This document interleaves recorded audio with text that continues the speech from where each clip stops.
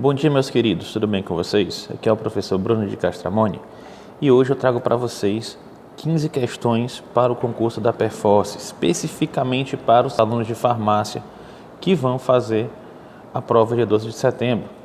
Certo? Essas questões de Química para farmácia foram retiradas da prova de Química e Engenharia Química do mesmo concurso da Perforce de 2021, do caderno C, tá bom? Então, se você for acompanhar a sequência de questões pelo caderno de prova, é o caderno C.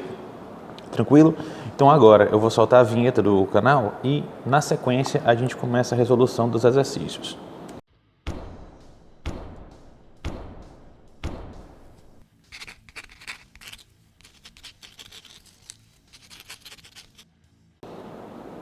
Voltando aqui, pessoal, questão 51.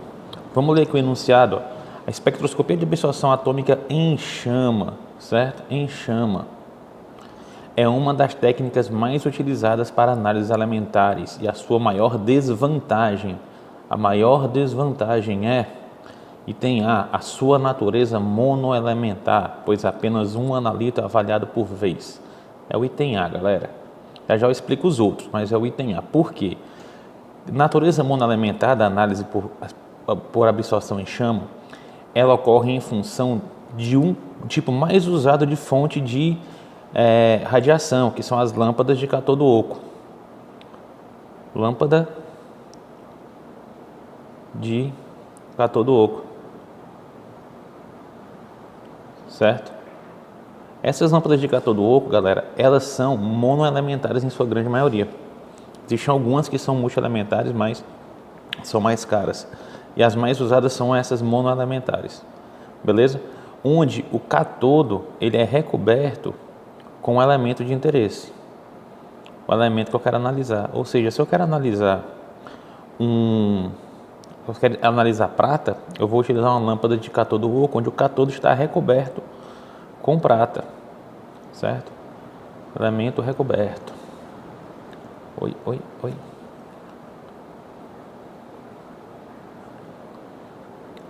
Beleza, pessoal? Então é isso.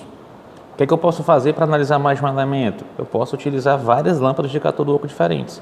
Com diferentes elementos eu vou trocando as lâmpadas, trocando a fonte de ionização que vai passar a fonte de radiação que vai passar pela chama, aí eu consigo identificar elementos diferentes. Beleza? Então é por isso que ela é monoelementar e a maior desvantagem é essa. Vamos lá? Agora vamos ver os outros aqui só para a gente dar uma analisada. O item B, a determinação de apenas desvantagem, a determinação de apenas 20 a 30 elementos. Errado, pessoal. Eu posso analisar quantos elementos forem possíveis, eu só preciso ter as lâmpadas adequadas para aqueles elementos. Tá bom? Aí pode variar também o tipo de chama, a temperatura da chama, ok? Então posso avaliar bem mais de 20 a 30 elementos. O item C, ser aplicável somente para análises qualitativas devido à baixa ionização do analito. É falso, galera. Por quê? Esse negócio de qualitativo aqui, análise de chama, ela é quantitativa, certo? Ela é quantitativa, ou seja, eu consigo determinar a concentração do meu elemento. É só utilizar a lei de Beer, tá bom? Lei de Beer. Isso que vai me permitir fazer análises quantitativas. Tranquilo? Entender, a necessidade de diferentes misturas de combustível oxidante que atingem temperaturas de chama máxima de 1200 Kelvin. Galera, é errado, é falso. Por quê? Olha, isso não é desvantagem. Olha a temperatura, 1200 Kelvin. Pessoal, só a chama de acetileno, que é uma mistura possível, de acetileno, ela é perto de 2400 graus Celsius. Ou seja, isso em Kelvin vai dar 2.700 Kelvin, 2.670 Kelvin. Ou seja, é bem maior do que está afirmando aqui, torna esse item inválido. Certo? E tem outras misturas, você pode ter acetileno, oxigênio acetileno, oxigênio acetileno, beleza? Também pode ser propano no lugar de acetileno. Então são várias misturas possíveis e cada uma vai ter sua temperatura. O item é o alto custo operacional quando comparado a outras técnicas e necessidade de aprimoramento com os usuários. Pessoal, alto custo operacional comparado a outras técnicas está erradíssimo, beleza? A técnica de espectroscopia para absorção em chama tem um baixo custo. baixo custo, quando comparado com outras técnicas, por exemplo, com plasma, beleza? Então é baixo custo, não é alto custo operacional não. Tranquilo? Então, o item A aqui, vamos para a próxima. Questão 52, galera. O enunciado: o plasma acoplado indutivamente, o ICP, tem se tornado a fonte de espectroscopia de emissão mais utilizada. Entre as vantagens apresentadas a seguir, assinale a que não se aplica ao uso de ICP. Então ele quer saber o que é que não se aplica ao uso de ICP, entre as suas vantagens. Então vamos ler aqui um por um. A dessolvatação e a vaporização das amostras são essencialmente completas devido ao longo tempo de residência. Verdade, galera. No plasma, o analito ele passa mais tempo na chama, de duas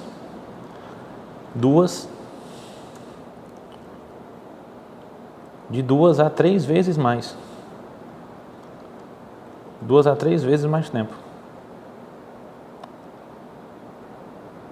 do que comparado com a espectroscopia em chama, por exemplo. Beleza? Então o item A aqui é uma vantagem verdadeira, então tá errado. Ele quer o que não é. Há menores interferências causadas por ionização em razão da concentração alta e relativamente constante de elétrons. Também é verdadeiro, então não é uma vantagem, certo? É uma vantagem, ou seja, não se aplica. Ele quer saber o que não é. Tranquilo? Isso aqui, galera, é em função da ionização do argônio. É jogado argônio direto na tua amostra e esse argônio ele é facilmente ionizável. Você consegue ionizar ele facilmente com a temperatura do plasma.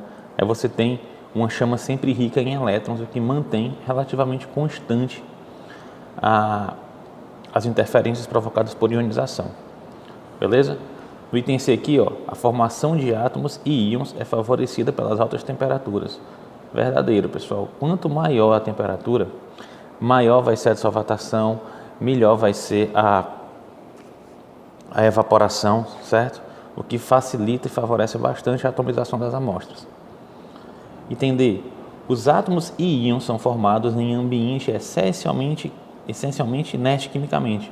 É outra vantagem do ICP, então não vou marcar essa aqui, tá bom? No ambiente que utiliza o argônio, que é um gás inerte, eu tenho pouquíssima interferência de reagentes químicos, diferente da chama, que já é um ambiente muito reativo. Então no ICP eu tenho um pouco de interferência. E o item correto é o E. Chegamos aqui no item E, certo? Onde diz o que? A aquisição e a operação do ICP são relativamente pouco onerosas. Galera, pouco oneroso, ele está dizendo que é barato, e não é, tá bom? Não é barato. A técnica de ICP ela é bem cara, na verdade. É a mais cara, principalmente comparado à de chama, que tem um custo bem menor. Tranquilo? Então, vamos para a próxima. Questão 55. Um diagrama de blocos de um cromatógrafo a gás típico é apresentado a seguir. Ele está apresentando um diagrama e ele deixa umas lacunas em branco. Ele pergunta: os blocos 1, 2 e 3 equivalem respectivamente a... Para você definir quem são. Galera, ele vai dizendo aqui, a fonte de ionização. Pessoal, a fonte de ionização não vai estar no começo. Primeiro ponto aqui que vai aparecer, que vai entrar no regulador de vazão. Para entrar na câmara de amostra, de injeção da amostra, esse cara aqui, é o gás de arraste, certo? É o gás de arraste. É o primeiro. Esse gás de arraste, ele tem sua pressão regulada por um regulador de vazão. Ele vai entrar na câmara de injeção da amostra, onde a amostra vai entrar, e ele vai ser injetado aonde? Aqui, Esse 2 é o quê? O que é isso aqui? É a coluna. É a coluna. O 2 é a coluna cromatográfica, onde vai ocorrer a separação dos analitos. Depois que esses analitos forem separados, eles vão sair da coluna. E eles vão sair e vão entrar onde? No detector. No detector. Que é onde eles vão ser identificados e vão ser transmitidos para o sistema de dados, que vai passar o mostrador, que vai formar o nosso cromatograma. Beleza? Então o item é aqui o C, cilindro de gás de arraste, coluna e detector. Ok? Próximo. Questão 76. Na espectroscopia, a energia da radiação infravermelha geralmente é capaz de induzir as transições. Ele quer saber o quê? Que tipos de transição a radiação infravermelha vai induzir. Pessoal, eu tenho 3 tipos de transição. Eu tenho transição eletrônica, certo? Que é a transição que ocorre entre orbitais atômicos. Tem um orbital aqui e eu tenho um orbital em nível superior. A transição dos elétrons entre esses orbitais é o que eu chamo de transição eletrônica, beleza? Eu tenho transição vibracional, que é uma transição de menor energia se comparada à transição eletrônica. Eu preciso de mais energia para jogar um elétron de um orbital inferior para um orbital superior do que eu preciso para fazer a minha molécula vibrar, certo? Fazer a minha molécula vibrar, tá bom? Então, a transição vibracional é basicamente a vibração da molécula, é o movimento da molécula, seja ela de estiramento, onde eu posso ter o estiramento dessas ligações aqui, ó, como eu posso ter o balanço dessas ligações, certo? Que se chama de wedging, que é quando essas vibrações aqui vão balançar de um lado para o outro. Isso pode ser feito de modo simétrico ou assimétrico, tá bom? Tanto a vibração como o balanço. Então são vibrações simétricas e assimétricas. E eu também tenho a rotacional,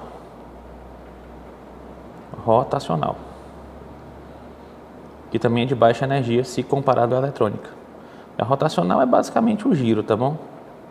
O giro da minha molécula. Beleza? Então, o que é que vai definir o tipo de vibração, o tipo de transição? A energia. Então, eu tenho que só classificar a energia de infravermelho. Ela tem uma energia menor do que a energia visível, que é menor do que a energia ultravioleta. Ou seja, a energia ultravioleta tem uma energia maior que a visível, que tem uma energia maior que o infravermelho.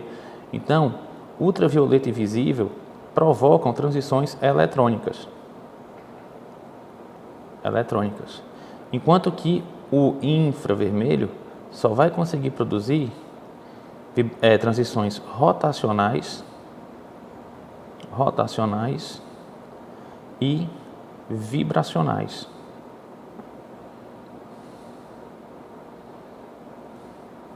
Tranquilo? UV e visível, eletrônicas, mais rotacional, mais vibracional. Beleza? Enquanto que IV, infravermelho, somente rotacional e vibracional. Então, aqui nos itens, ó, vibracional somente? Não, é vibracional e rotacional. Rotacional somente? Não, porque é vibracional e rotacional. Eletrônica? Não, quem faz eletrônica é UV ou visível. Então, eletrônica não é. Vibracional e rotacional somente? Item D de dado. Beleza? Eletrônica? Não tem eletrônica. Beleza? Você podia anular logo o item C e o E, se você tiver afiadinho, porque IV, infravermelho, não tem vibração eletrônica, mas ela tem rotacional e vibracional. Beleza? Vamos para a próxima. 77. Ligações iônicas, que já é de ligação química. Ligações iônicas ocorrem entre uma espécie eletropositiva e outra eletronegativa. Acerca desse tipo de ligação, é incorreto afirmar que a ligação iônica envolve a transferência completa de um ou mais elétrons de um átomo para o outro. Verdadeiro. Se é verdadeiro, eu não vou marcar isso aqui, porque é o incorreto. Pessoal, a ligação iônica envolve a transferência completa. Se eu pegar, por exemplo, o átomo de sódio, que tem a camada de valência 1s2, 2s2, 2p6, 3s1, certo? Tem a terceira camada com um elétron, e eu pegar o átomo de cloro, por exemplo, que tem essa distribuição eletrônica aqui, 2s2, 2p6, 3s2, 3p5. O que é que vai justificar a camada de valência aqui do cloro e a camada de valência do sódio? Para que o sódio atinja a configuração de gás nobre, ele precisa perder esse elétron aqui. Para que o cloro atinja a configuração de gás nobre, 8 elétrons na camada de valência, ele precisa ganhar esse elétron. Então, eu tenho uma transferência completa do elétron.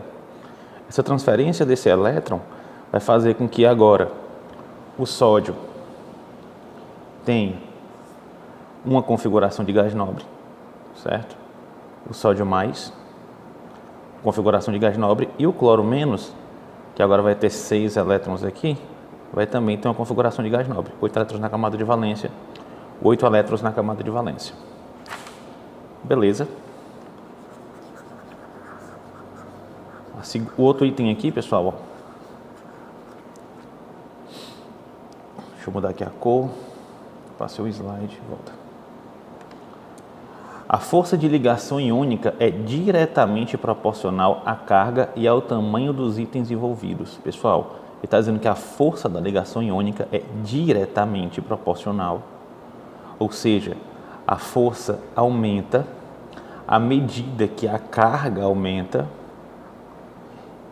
e o tamanho aumenta. E o raio, no caso, né? O tamanho é o raio. E o raio aumenta. Pessoal, isso aqui é incorreto. Então é o item que eu vou marcar. Por que é incorreto?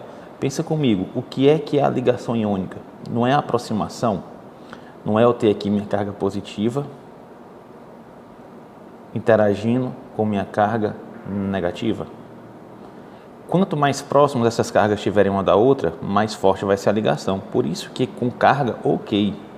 Agora com raio, com tamanho, isso aqui não está mais perto, a força é maior.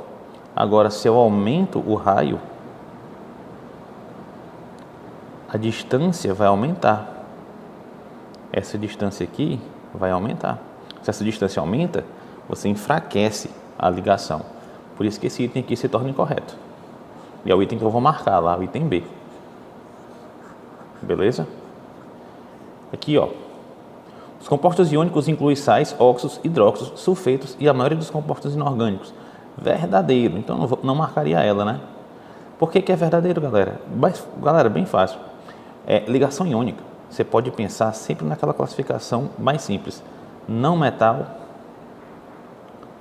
mais metal. Tá bom? Ou hidrogênio mais metal. Essa galera aqui quase toda vai formar compostos iônicos, tá bom? Seja esse não metal aqui, ele pode ser a hidroxila também, que é um composto não metálico, o H-, ele pode ser o sulfeto, S2-, tá bom? Então esses caras vão formar compostos iônicos, eles são grupos não metálicos, ok? E junto com o metal, ele vai formar compostos iônicos.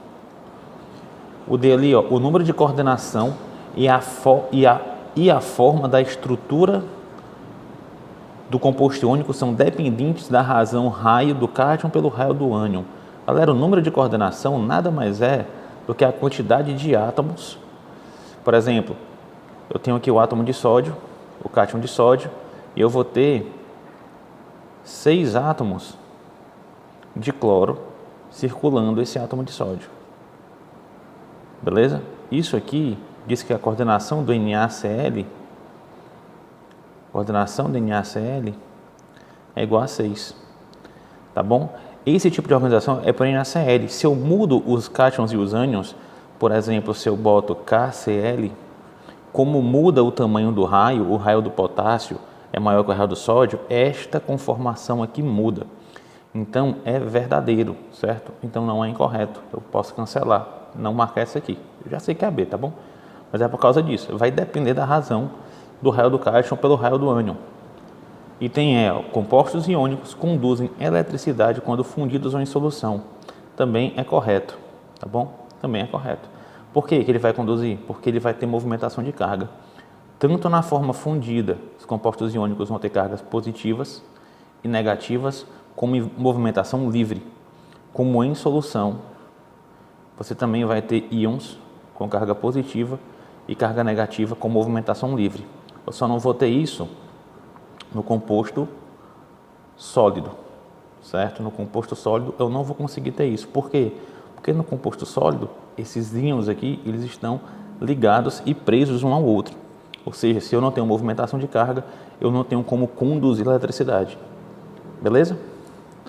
Show! Vamos para a próxima, galera. Questão 82. Ó. Os orbitais híbridos descritos na teoria da ligação de valência, TLV, são muito utilizados para explicar a ligação entre átomos e a geometria molecular em compostos orgânicos. A respeito da hibridização dos orbitais e as ligações atômicas em moléculas orgânicas, é correto afirmar que... Vamos lá. Está falando aqui de teoria da ligação de valência, que tem tudo a ver com hibridização, tá bom? E com a geometria. Vamos item por item. Os orbitais híbridos do carbono envolvem orbitais sp mais externos do que os orbitais d e f mais internos. Errado, galera. Os orbitais s e p são mais internos. Esses caras são mais internos. E os orbitais d e f são mais externos. Beleza? Anotem isso aí. Por quê, pessoal? Se eu pensar no meu núcleo, os orbitais S, eles vão estar mais próximos. Se eu traçar um diagrama de energia, por exemplo, certo? Onde a energia vai aumentar aqui, para cima, a energia vai aumentar. Eu tenho essa sequência aqui, ó. Orbital S, orbital P, orbital D e orbital F. Beleza? Quanto mais baixa a energia esse orbital estiver, mais próximo ao núcleo. Por isso que eu digo que os orbitais S e P são mais internos do que os orbitais D e F. Beleza? Deixa eu apagar aqui.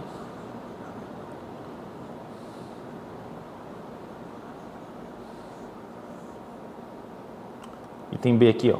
Os orbitais híbridos sp2 presentes em alquenos explicam o arranjo linear dessas moléculas. Vamos com calma. O que é um orbital híbrido, pessoal? Orbital híbrido, para o carbono principalmente, é o que permite que o carbono faça 4 ligações idênticas de valência livre. Beleza? Como é que isso vai ocorrer? Você vai ter o orbital S do carbono e 3 orbitais P também do carbono. Para que essa ligação, para que eu tenha uma hibridização, certo? Essa hibridização, ela é a fusão desses orbitais, onde eu vou ter, no máximo, 4 orbitais sp3. Um orbital S, 3 orbitais P. Aí eu vou ter o carbono podendo fazer até 4 ligações, certo? Ligações de que tipo? Ligações do tipo sigma.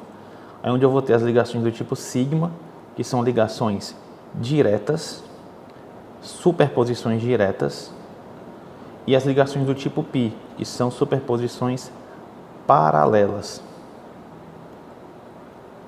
Ok? Por exemplo, isso aqui seria uma ligação sigma, e usando os orbitais P aqui do carbono, eu teria as ligações do tipo π. Tá bom? Superposição paralela dos orbitais, superposição direta dos orbitais. Beleza? É o seguinte, eu só uso ligação sigma, uma coisa para vocês anotarem aí, eu só vou usar ligação sigma, perdão, deixa eu anotar uma coisa para vocês, ficar na cabecinha de vocês aí. Orbitais híbridos,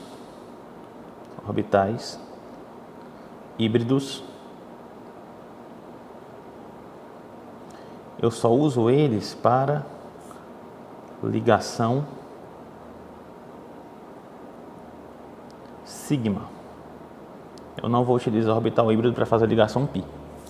Isso quer dizer o quê? Que para cada ligação sigma eu preciso de um orbital híbrido. Beleza?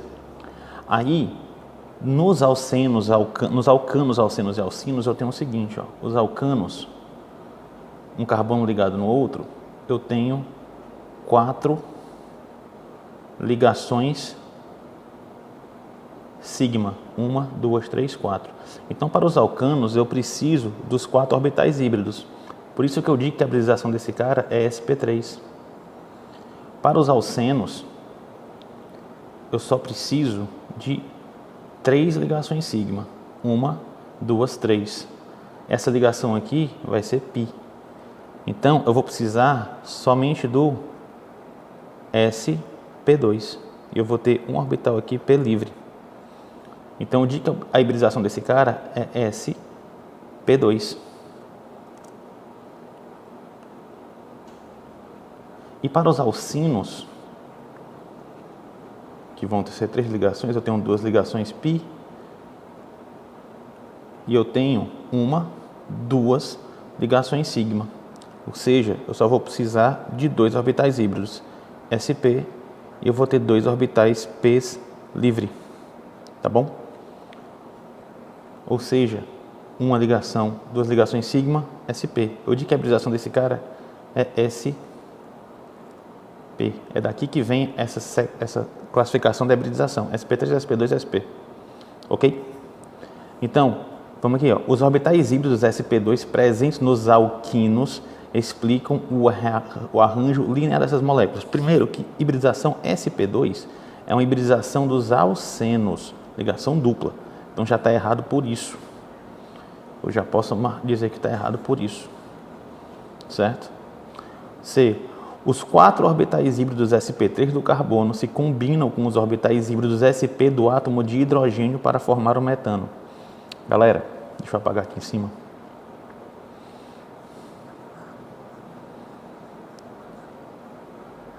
Esse item C aqui, ó, ele está te dizendo o seguinte, que os 4 orbitais híbridos sp3 do carbono, ok, se combinam com os orbitais híbridos sp do átomo de hidrogênio. Errado. Por que está errado? Porque o átomo de hidrogênio só tem um orbital s, um s1, certo? Ele só tem um orbital s. Como é que esse orbital s vai fazer a hibridização com o orbital p que não existe? Certo? Então, o hidrogênio não faz hibridização sp. Na verdade, ele nem hibridiza, tá bom? Hidrogênio não hibridiza. Não hibridiza. Beleza? Item D. Em alquenos, as ligações sigma, alquenos, são esses aqui, ó. Deixa eu botar aqui, ó. Alcano, alqueno, alquino. Ou alcano, alceno, alcino. Em alquenos, as ligações sigma derivam-se da combinação dos orbitais híbridos sp2 dos carbonos, enquanto que as ligações π são oriundas da combinação dos orbitais p não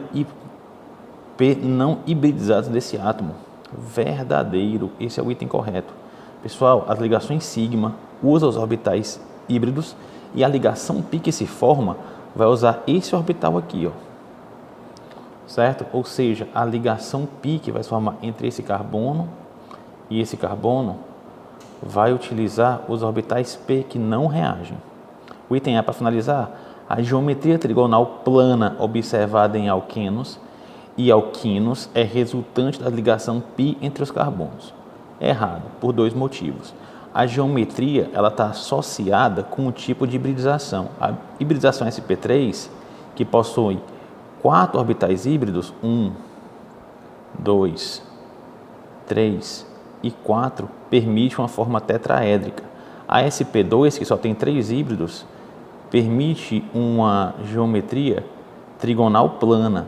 E a hibridização sp, que só tem 2 orbitais híbridos, permite uma geometria linear. Isso tudo aqui tem a ver com a RPE-CV, que é a teoria da repulsão dos pares de elétrons da camada de valência.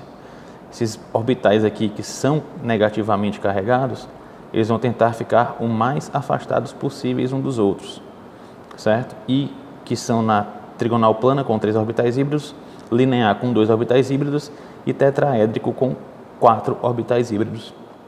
Beleza? E outro erro aqui é que ele diz que essa hibridização ocorre em função da ligação π, e além disso ele fala que os alquenos e os alquinos são trigonais planos. Eles não são. O alquino é linear, enquanto que o alqueno ele é trigonal planar.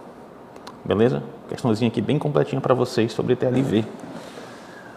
Vamos para a próxima. Questão 83. É correto afirmar quanto às propriedades físicas dos compostos orgânicos que Alcanos de cadeia linear apresentam, em geral, ponto de fusão, ponto de ebulição e densidade crescentes com aumento do número de carbonos. Já está correto. O item correto é esse. Eu explico o resto já já. Pessoal, alcanos de cadeia linear. Alcanos só possuem ligações simples. Carbono e hidrogênio, ligação simples. Beleza? Se eu tenho uma molécula com 1, 2, 3, 4, 5, 6, 7 carbonos, se eu tenho uma molécula com 4 carbonos, ou se eu tenho uma molécula com 2 carbonos, as minhas temperaturas de fusão, pontos de ebulição e densidade, eles vão aumentar com o número de carbonos, porque tudo isso tem a ver com as forças de London, certo?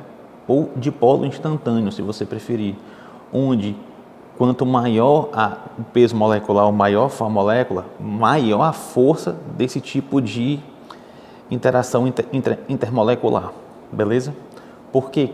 Porque você vai ter a aproximação deles, e você tem a geração de dipolos instantâneos, que quanto mais átomos na cadeia, maior a possibilidade desses dipolos instantâneos, dessas forças de London se formarem, e mais intensa é a interação intermolecular dessas moléculas, tá bom? Isso acontece com todas, só que ela é mais intensa nas moléculas maiores. Show?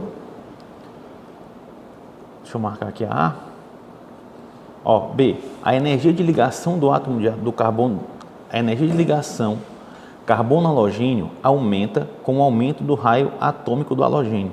Vamos entender isso. A energia de ligação carbono-halogênio, ele está dizendo que eu tenho uma molécula orgânica e que eu tenho um halogênio ligado aqui, certo? Ele está me dizendo que a energia da ligação, essa ligação vai ser mais forte quanto maior for o raio atômico do halogênio. Se eu tirar esse cloro aqui e desenhar uma bolinha, e quem faz a atração da ligação covalente entre esse carbono e o halogênio é o núcleo, ele está me dizendo que um raio pequeno é mais fraco que um raio grande. Óbvio que não, galera. Por que óbvio que não, professor? Porque quanto mais próximo dos dois, mais forte a ligação. E quanto maior o raio, mais distante vai ficar. Isso aqui vai aumentar a distância. Se aumenta a distância, reduz a força da ligação. Por isso que esse item aqui está errado. Item C. Alquenos e alquinos apresentam, em geral, propriedades físicas próximas de seus equivalentes alcanos, à exceção da temperatura de ebulição. Falso, certo? Alquenos e alquinos apresentam todas as suas propriedades semelhantes, porque o que vai influenciar nas propriedades físicas não é o tipo de ligação, certo? Não é o fato de ser ligações simples, ligações duplas ou ligações triplas. O que vai influenciar é o tamanho da cadeia, se a cadeia é ramificada ou não é ramificada, isso que vai afetar a sua densidade, seu ponto de fusão e seu ponto de ebulição.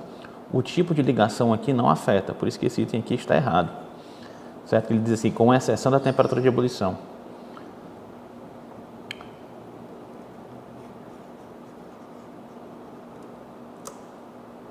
Certo? Ácidos carboxílicos são completamente solúveis em água devido à polaridade do grupo carboxo, formando, portanto, soluções monofásicas. Galera, isso aqui é falso. Ele está dizendo que os ácidos carboxílicos, no geral, são todos solúveis em água. Falso. Se for o ácido carboxílico pequenininho, até que vai. Esse cara aqui é solúvel, sem estresse. Solúvel em água, que é uma substância polar. Mas se eu tenho um ácido carboxílico com a cadeia carbônica muito grande, esse cara aqui vai ser insolúvel. Insolúvel em solvente polar. Por quê? Por causa dessa cadeia grande aqui, que é muito apolar. Ou seja, a apolaridade da cadeia vai aumentar com o número de carbonos ligados ao grupo carboxila. certo? Então, carbonos com a cadeia, ácidos carboxílicos com a cadeia carbônica muito grande, eles vão ser insolúveis, enquanto com cadeias pequenas vão ser solúveis. O item E, os alcanos se atraem por meio das forças de London, certo? Acabei de explicar aqui para justificar o item A, que são mais fortes que as interações de polo, o que explica a estabilidade dessas substâncias. Galera, parece que é verdade, mas não é, é falso. As forças de polo são maiores, bem maiores do que as forças de London, certo? Por exemplo, as moléculas de água formam uma força de dipolo chamada de ligação de hidrogênio,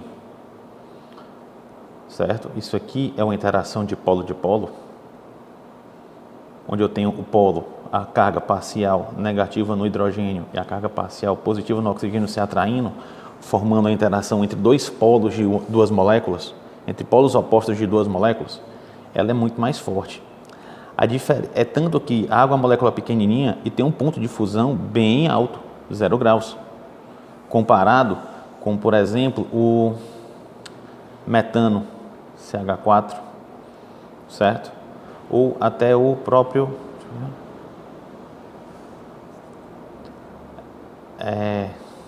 vamos lá, para o metano, para o CH4, que não tem ligação de hidrogênio, por exemplo, tem só carbonos e hidrogênios, e é uma molécula apolar, ela tem ponto de fusão muito baixo, ponto de ebulição muito baixo também, tanto que ela é gasosa à temperatura ambiente.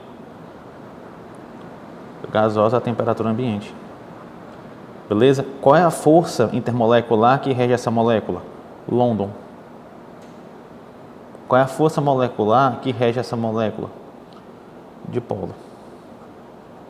A diferença é essa, tá bom? Então, dipolo é mais forte que London. O que é que vai fazer com que alguns compostos, por forças de London, sejam no estado sólido? O tamanho, certo? O número de carbonos. Moléculas muito grandes vão acabar tendo uma interação de forças de London muito intensa, mas a força individual ela é bem pequena. Beleza?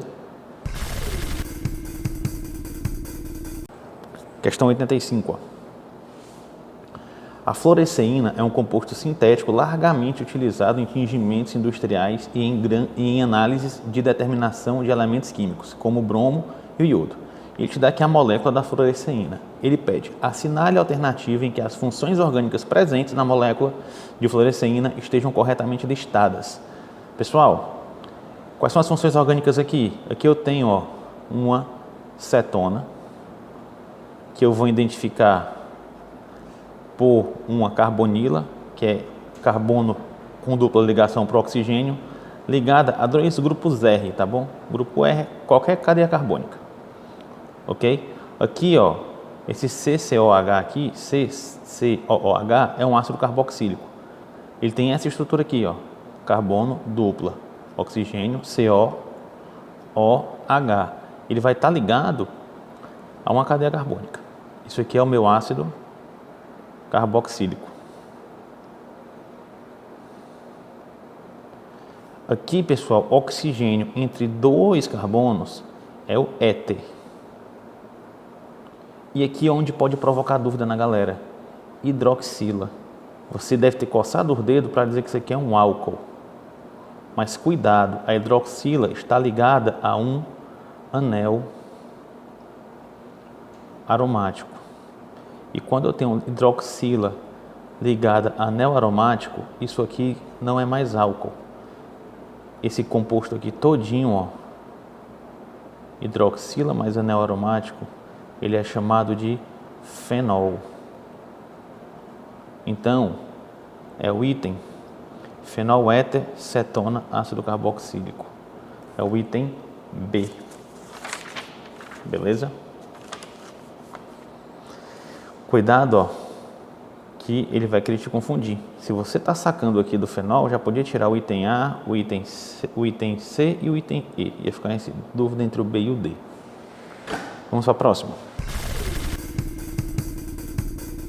Questão 86. As moléculas de limoneno apresentadas abaixo são, para você classificar, Tautômeros, galera, não são tautômeros. O que é um tautômero? Tautômero é um tipo de isomeria, ele está falando aqui de isomeria, tá bom? A tautomeria é um tipo de isomeria que vai acontecer sempre que eu tiver uma hidroxila ligada a um carbono de dupla ligação. Tipo aqui, ó. Eu tenho aqui uma hidroxila ligada a um carbono de dupla ligação. Esse cara aqui é um composto chamado de enol, tá bom? O enol, ele sofre ressonância, ele tem um composto ressonante, certo? Que esse hidrogênio, ele vem para cá, peraí, deixa eu só organizar,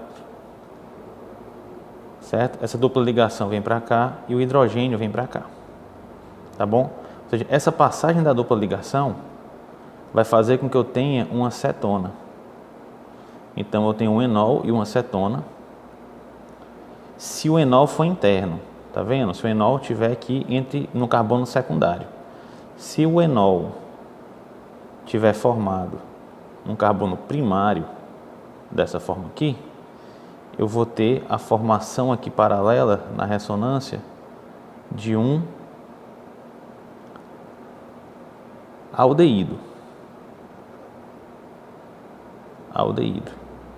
Aí eu digo que eu tenho tautomerismo. Isso aqui é a tautomeria. Tautomeria. Isso aqui é a tautomeria cetoenólica, certo? Cetoenólica. E aqui ela é uma tautomeria aldoenólica, certo? Então posso ver aqui que eu não tenho enol formado, então eu não tenho tautômeros. Então não é o item A.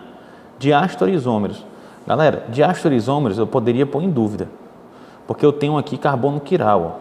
Está aqui o meu carbono quiral. O que é um carbono quiral? É um carbono que ele tem 4 ligações diferentes. Ele está ligado a esse grupo aqui, ao hidrogênio e esse grupo aqui de baixo. Então, esse carbono aqui, ele é quiral ou assimétrico. Todo carbono quiral, ele pode formar, se tiver mais de um par de diastorizômeros. Mas se ele tiver só um, que é o nosso caso, eu só tenho um carbono quiral, ele não vai formar diastorizômero. Então, eu posso cancelar isso aqui. Enantiômeros, esse é o item correto. O que é um enantiômero, galera? Deixa eu apagar tudo aqui. O que é um enantiômero? Enantiômero é a imagem especular uma da outra. É como se eu tivesse passado um espelho aqui, ó, como se fosse um reflexo de um espelho, onde esse carbono aqui, essa molécula, é a imagem especular dessa. É só observar, ó. Eles são completamente assimétricos. Eu não consigo superpô-los, colocar um sobre o outro. É como se fosse o reflexo da tua mão no espelho, ou a tua mão esquerda e a tua mão direita. Tá bom? Então, eles são enantiômeros. Tá bom? O item deles são isômeros de cadeia. Não. Isômeros de cadeia, eu vou comparar entre cadeias abertas, certo? E cadeias fechadas, desculpe, cadeias abertas. Isso são isômeros de cadeia. Ué, ele está falando de isômeros geométricos. Não, isômero geométrico é quando eu estou falando de tipo de isomeria cis-trans, por exemplo, onde eu só tenho uma mudança mesmo na posição espacial dos meus compostos ligados. Isso aqui seria a isomeria geométrica. Tá bom? Então é enantiômero. Imagem especular um do outro. Questão 87. Os halogenoalcanos têm um átomo de carbono eletrofílico, que já é de reações. Os halogenoalcanos têm um átomo de carbono eletrofílico que pode reagir com substâncias que têm um par de elétrons desemparelhados, sejam eles ânions ou espécies neutras. Dessa maneira, o reagente ataca o halogênio e substitui o halogênio. Ele pede, o processo descrito acima configura uma reação D. Pessoal, se você estiver atento, você vai ver que ele está dizendo que ele vai substituir. Beleza? Ele vai substituir. Então, já podia cancelar de cara a A, a B e a E. Eu não estou falando de adição e nem de eliminação, estou falando de substituição. Só preciso saber se ela é eletrofílica ou nucleofílica. Agora vamos entender aqui esse processo. O que ele está me dizendo é o seguinte, ó. Ele está me dizendo que ele tem um halogenoalcano, certo? Um halogênio ligado a um alcano. E que esse halogênio alcano, ele possui um carbono eletrofílico, que seria esse carbono aqui, ó. Por que esse carbono aqui seria eletrofílico? Porque ele está ligado a um composto de maior eletronegatividade, onde o cloro é mais eletronegativo do que o carbono. Se o cloro é mais eletronegativo, ele puxa para si a densidade eletrônica, ficando o cloro com a carga parcial negativa e o carbono com a carga parcial positiva. E se você tem uma carga parcial positiva, se você tem carga positiva, você passa a querer elétrons, você passa a gostar de elétrons. Então você passa a ser eletrofílico.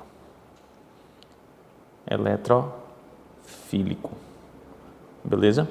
Por isso que esse carbono aqui, ele fala que ele é eletrofílico. Ele fala o seguinte também, que esse carbono eletrofílico reage com substâncias que têm um par de elétrons desemparelhados, sejam eles ânions ou espécies neutras. Por exemplo, uma hidroxila, ela é uma espécie que tem pares de elétrons desemparelhados, ou a própria água. A própria água, deixa eu escrever assim, H2O, tá bom? Ela também tem pares de elétrons desemparelhados. As duas podem agir com esse carbono eletrofílico, tá bom? O que vai diferenciar uma da outra? Vai diferenciar lá o tipo de reação. A hidroxila vai reagir por SN2, a água vai reagir por SN1. Você tem dúvida de o que é SN1 e SN2? Eu vou deixar uma marcação aí no card de uma aula que explica bem direitinho isso aí para vocês, tá bom? Então é isso que eu estou falando, desses caras aqui. Ele está dizendo que eles reagem com esse carbono, ou seja, existe uma reação com esse carbono e no final uma substituição, onde eu vou ter agora, no lugar do halogênio, a hidroxila, por exemplo, se for ela que vai substituir, e junto com isso aqui a liberação desse Cl-. Ok? Galera, agora deixa eu dar um bizu para vocês. Como é que eu vou identificar? Eu consigo dizer que não é adição nem eliminação, tá bom? Porque eu estou fazendo uma substituição, certo? Mas como é que eu vou saber se é nucleofílica ou eletrofílica?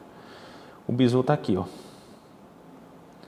Eu vou prestar atenção na reação em duas coisas, no substrato e no meu reagente, certo? No meu reagente. Aqui nessa molécula, o meu substrato é o halogênio alcano. Esse aqui é o meu substrato. E o meu reagente pode ser a hidroxila, por exemplo. Certo? O que é que eu vou observar? Deixa eu apagar aqui. Não precisa não. Aqui no substrato, eu vou observar como é que ele vai estar no produto. Certo? Eu quero saber se no produto teve uma... Deixa eu botar uma cor aqui diferente. Eu quero saber se no produto ocorreu uma adição, se entrou algo, foi adicionado algo ao substrato. Eu vou olhar no substrato se houve uma eliminação, se algo foi retirado, eliminação, se algo foi retirado do substrato, e eu vou observar se houve uma substituição.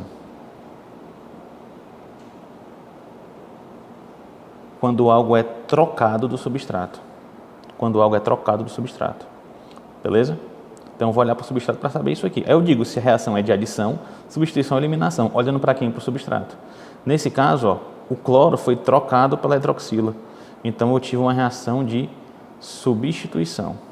A reação de eliminação, de adição, por exemplo, eu tenho uma adição de bromo aqui no alceno. Ou seja, eu adicionei 2 átomos de bromo. O substrato foi adicionado.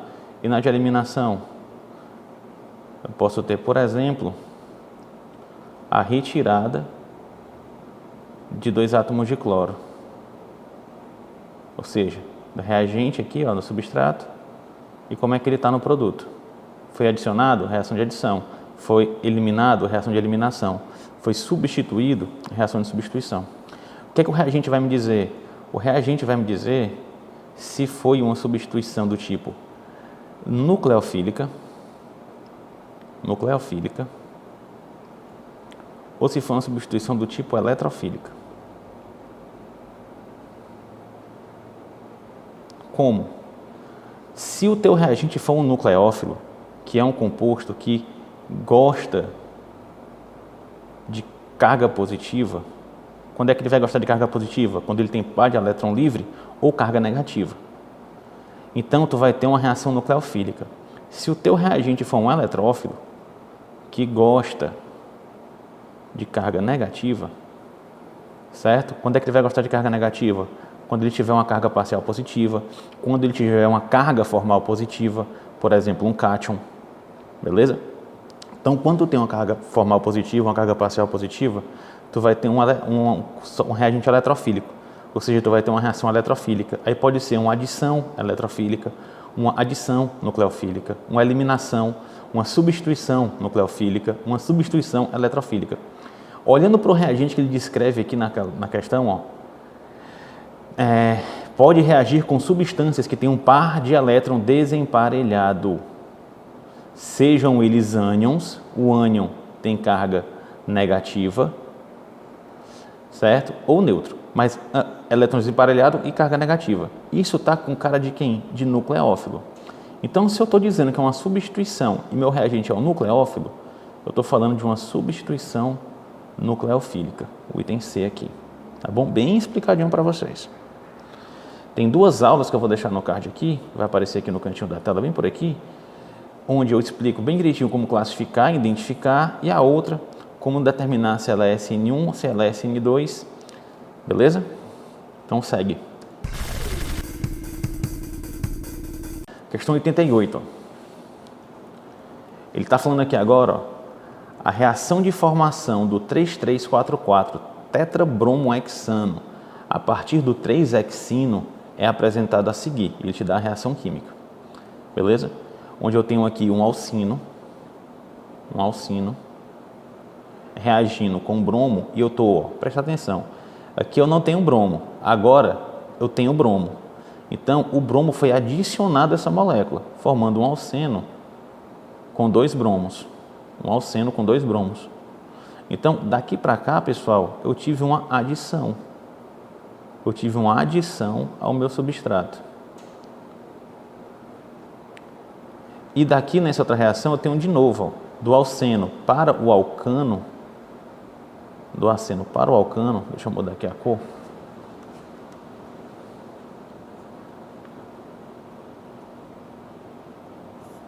Eu tenho daqui para cá uma adição ao meu substrato.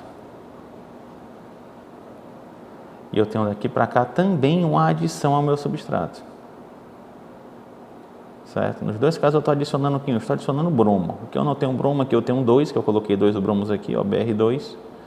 Aqui eu tenho 2 também, sendo adicionado, eu tenho 4 bromos adicionados. Aí vamos ver aqui os itens agora. Ou seja, aqui de cara, pelo que eu expliquei na questão anterior, eu posso dizer que é uma reação de adição. Adição que? Nucleofílica ou eletrofílica? O bromo, galera, aqui eu tenho o quê? Eu tenho o meu alcino, que tem excesso de carga negativa. A ligação π é carga negativa. Se eu pensar aqui na ligação π, eu tenho uma ligação presa aqui, que é a sigma. Eu tenho uma ligação π aqui, que é um par de elétron, que está mais externo. E eu tenho outra ligação π aqui embaixo, que é outro par de elétron, que está mais externo. Então, aqui eu tenho um excesso de par de elétron. Então, esse cara, o meu substrato, ele é nucleófilo. Então, ele vai reagir com bromo, que vai ser o meu eletrófilo.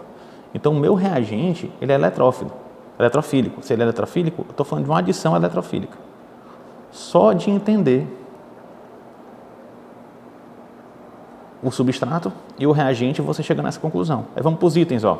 Substituição nucleofílica. Não. Eu não estou substituindo nada, eu estou adicionando. B, adição nucleofílica. É uma adição, mas é nucleofílica? Não, é eletrofílica. Quem é que está agindo como nucleófilo? É o meu substrato. Então, o meu reagente vai ser eletrofílico.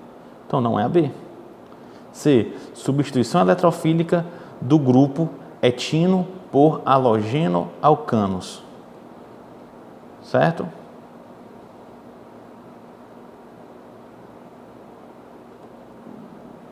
Não é, porque é substituição, ó. Substituição não é. D, adição eletrofílica de halogênios a alcanos, alquenos e alquinos. Esse é o item.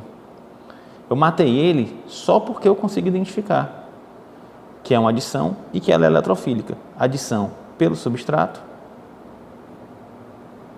e que é eletrofílica pelo reagente. Beleza? É o mecanismo misto de adição e eliminação do íon bromo. Adição e eliminação. Eu não tenho eliminação aqui não, eu só tenho adição. Adição aqui e adição de novo. Beleza? Próxima. Questão 91. Voltando a falar de espectroscopia.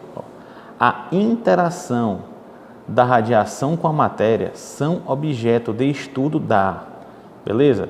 Radiação. Galera, quando vocês viram a palavra radiação, eu estou falando de radiação eletromagnética,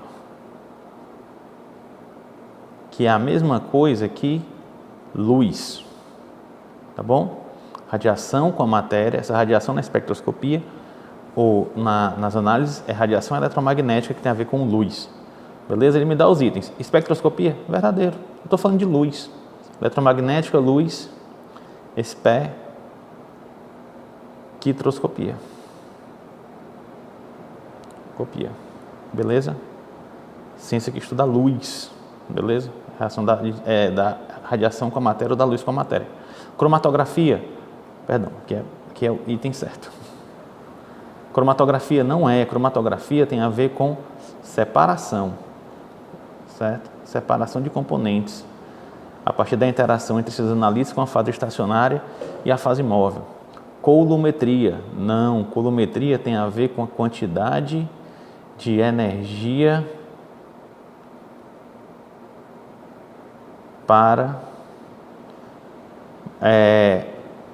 quantidade de energia necessária para poder modificar a estrutura, criar um novo composto, mudando o seu estado de oxidação. Por exemplo, coulometria do ferro 2+, para ferro 3+. Qual é a quantidade de energia que eu preciso para fazer essa transformação? A coulometria vai medir isso. A gravimetria tem a ver com a massa, então também não é, tá bom? Tem a ver com peso, com massa.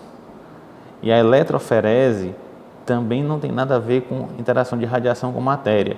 Tem a ver com a separação também, certo? Só que aqui utiliza as propriedades de carga e tamanho. Beleza? Tem os processos de eletroferese, de cromatografia, mas ambas são separação dos componentes. Tá bom? Enquanto que a calometria e a gravimetria são métodos de análise que não dependem de um padrão, certo? Eu consigo medir diretamente a carga, medir facilmente a carga de maneira direta, como eu consigo medir, aqui com a colometria eu vou botar carga, isso, carga, e gravimetria eu vou botar a massa. Eu consigo medir tanto a massa com a balança, como a carga de maneira definitiva. Então não preciso de padrões, tá bom? Essa é a diferença. Próxima. Questão 93. Há desvios da lei de Beer em casos de... Quais são os casos que há desvio? Vamos lá. Uso da radiação monocromática. É errado. Para que eu não tenha desvio da lei de Beer, eu preciso usar monocromática. Então, ela é necessária. Necessária para que eu possa utilizar a lei de Lambert-Beer para quantificar. B. Estabilidade e homogeneidade do meio absorvedor da radiação. Galera, se o meio for homogêneo, ele vai absorver bem. O que ele fala aqui de meio homogêneo é que você tenha uma solução homogênea. Porque se ela for heterogênea, tiver partículas, se eu tiver partículas ou suspensões, eu vou ter uma dispersão, uma quebra da homogeneidade do meio que vai atrapalhar a absorção. Então, eu não tenho desvios com ele homogêneo, certo? Beleza? Então, não é essa. Ele quer saber onde é que tem desvio. C. Análise de soluções com concentração superior a 0,01. Esse é o item, galera. A lei de Beer, ele tem uma das suas limitações, é que ele só pode trabalhar com soluções diluídas, certo? Com concentrações menores que 0,01 mol por litro. É uma exigência da lei de Beer, tá bom? Que ela seja monocromática e que as soluções sejam diluídas. Ele fala aqui no item D do uso da radiação ultravioleta. Isso aqui não tem influência no desvio, tá bom? E a absorvitividade molar de uma espécie ser característica daquela espécie. Isso aqui também não tem nada a ver com desvio. Beleza? Próxima. Questão 94. Ó. A separação de componentes de uma amostra vaporizada em consequência da sua partição entre uma fase móvel gasosa, anota isso aqui, ó, uma fase móvel gasosa e uma fase estacionária líquida ou sólida contida em uma coluna, é a definição de uma técnica analítica denominada de cromatografia. Ele quer que você diga se é uma cromatografia supercrítica, gasosa, líquida de alta eficiência, em camada delgada em papel. E aqui eu dou o bizu. Qual é o bizu? Qual é o bizu? O bizu é esse. Ó. Na cromatografia em coluna, só vale para coluna, tá bom? Cromatografia em coluna. Anota aí. A fase móvel determina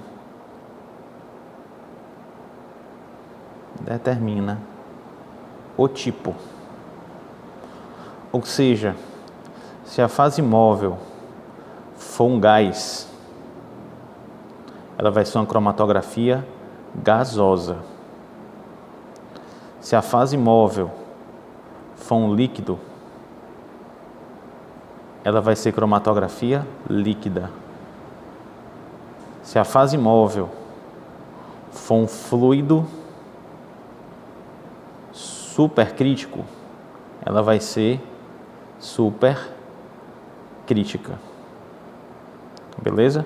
Então, de cá eu mato, ó, é coluna, então posso usar esse bizu, e ela fase móvel gasosa. Então, eu estou falando de cromatografia gasosa. Isso só vale para coluna. As cromatografias em camada delgada ou em papel não se encaixam aqui, tá bom? Quem não vai definir a fase móvel, quem vai definir aqui é a fase estacionária.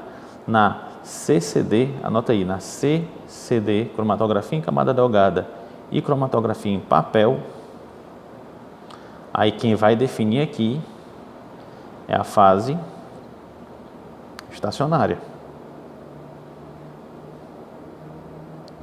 Certo? Onde na cromatografia de camada delgada pode ser de sílica normal ou sílica C18, certo? CCD ou a de papel, que vai ser de celulose. Tá bom? Quem vai definir é a fase estacionária. Beleza? Na coluna, quem vai definir o tipo é a fase móvel. Então aqui eu marco, sem medo, o item B de Bruno. E para finalizar nossa última questão, a questão 95. Na espectroscopia de infravermelho é comum a aplicação da técnica de reflectância total atenuada, ATR, cujo benefício é, ele quer saber o benefício da ATR. Beleza? A. O aumento da intensidade dos picos resultantes da excitação de átomos isolados. Deixa eu só explicar, antes de abordar isso aqui, deixa eu explicar o que é o ATR para vocês, que eu consigo explicar melhor os itens. A ATR, galera, é uma técnica que vai utilizar um cristal, chamado de cristal de ATR, tá bom? Esse cristal de ATR, ele é um cristal que permite que a luz fique difratando aqui dentro, ó. Ela refrate aqui dentro, ou seja, eu tenho a radiação de infravermelho, ela penetra no cristal de ATR e ela fica refletindo aqui dentro, ó. Certo? Ela fica refletindo aqui dentro. E ela fica refletindo aqui dentro do cristal e ela sai do outro lado aqui, certo? Belezinha? Então aqui eu tenho uma fonte e aqui eu chego no meu detector. Beleza? O que acontece? Quando eu coloco uma amostra sobre esse cristal de ATR, quando eu coloco uma amostra aqui sobre esse cristal de ATR, esses pontos aqui, ó, que tocam no cristal de ATR, que tocam na tua amostra, bate em cima do cristal de ATR, volta, bate e volta, bate e volta. Esses pontos de contato, eles criam uma onda chamada de onda evanescente, que penetra na tua amostra, certo? Ela penetra na amostra. E essa onda evanescente tem uma característica bacana, que ela penetra na amostra e quando a onda é refletida, ela traz as informações que essa onda evanescente pegou. Então, cria-se, penetra na amostra e quando ela volta, ela traz as informações. Bate de novo na amostra, coleta as informações e arrasta. Isso tem vários toques na tua amostra e depois chega no detector trazendo todas as informações das ondas evanescentes. Isso é a tecnologia do ATR, certo? Isso é a tecnologia do ATR, é assim que ele funciona, de modo bem resumido, tá bom?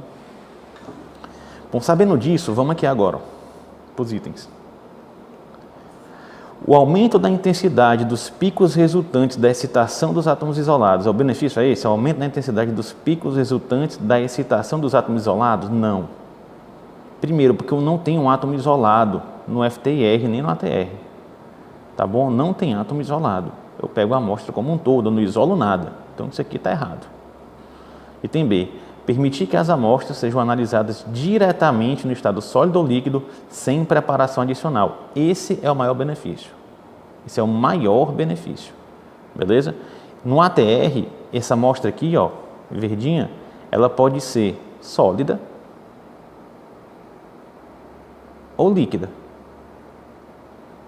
O que eu preciso garantir é que ela tenha um contato com toda a superfície do cristal ATR, do cristal de ATR.